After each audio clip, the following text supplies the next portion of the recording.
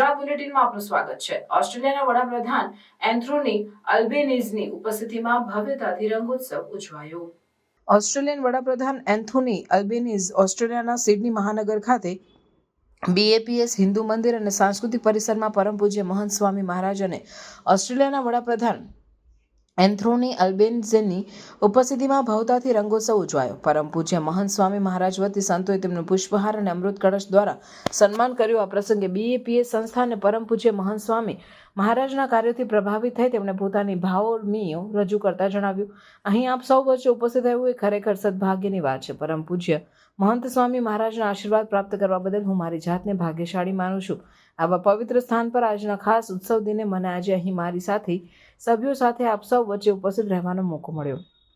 પરમ પૂજ્ય મહંત સ્વામી મહારાજનો આ પ્રસંગે આભાર વ્યક્ત કરું છું। તેઓ જે સંદેશ આપે છે તે બધા જ ઓસ્ટ્રેલિયન વાસીઓ માટે છે કે બીજાના ભલામાં આપણું ભલું છે।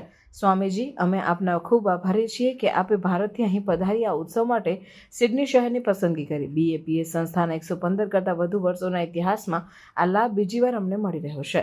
10 વર્ષ પહેલા આપે જે જગ્યાને પ્રસાદીભૂત કરી હતી, આજે એ જ જગ્યા ઉપસ્થિત રહી અમે ધન્યતા અનુભવીએ છીએ।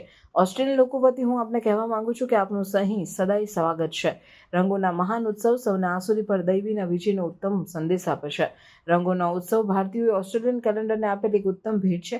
આજે આપણે એક એવા સ્થાનની ઉજવણી કરી રહ્યા છીએ જે આ દેશને મળેલી અમૂલ્ય ભેટ છે અને એ જ છે BAPS સ્વામિનારાયણ હિન્દુ મંદિર અને સાંસ્કૃતિક પરિસર। સ્વામીજીના સંકલ્પ મુજબ આ ભવ્ય મંદિર અહીં આકાર લઈ રહ્યું છે। આ મંદિર એક માત્ર ભક્તિનું સ્થાન નહીં, શાંતિ અને પવિત્રતાનું સ્થાન છે।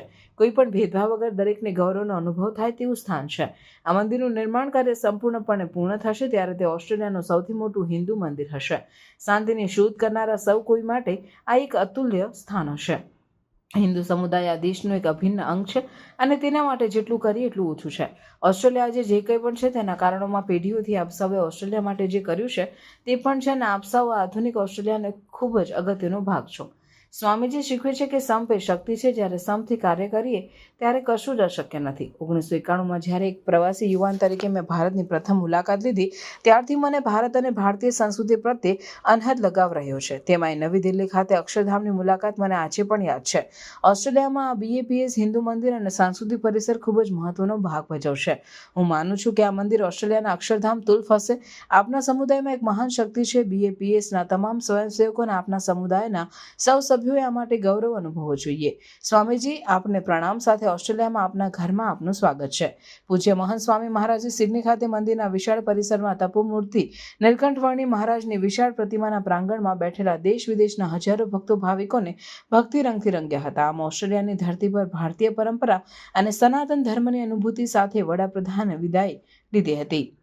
ઉલ્લેખનીય છે કે હું પૂજ્ય મહંત સ્વામી મહારાજની પ્રેરણાથી સિડનીમાં નિર્માણાધીન BAPS હિન્દુ મંદિર અને વિશાળ સાંસ્કૃતિક સંકુલના પ્રથમ અધ્યાય રૂપે ભગવાન શ્રી સ્વામિનારાયણની તપોમૂર્તિ શ્રી નીલકંઠવર્ણી મહારાજની 49 ફૂટ ઊંચી ધાતુ મૂર્તિની વેદોત પ્રાણ પ્રતિષ્ઠા તારીખ 6 માર્ચના રોજ પૂજ્ય મહંત સ્વામી મહારાજના હસ્તે સંપન્ન થઈ હતી। ભગવાન સ્વામિનારાયણની 49 ફૂટ ઊંચી આ ધાતુ મૂર્તિ સમગ્ર ઓસ્ટ્રેલિયામાં સૌથી ઊંચામાં ઊંચી સ્થાપિત થયેલી ધાતુ મૂર્તિ છે।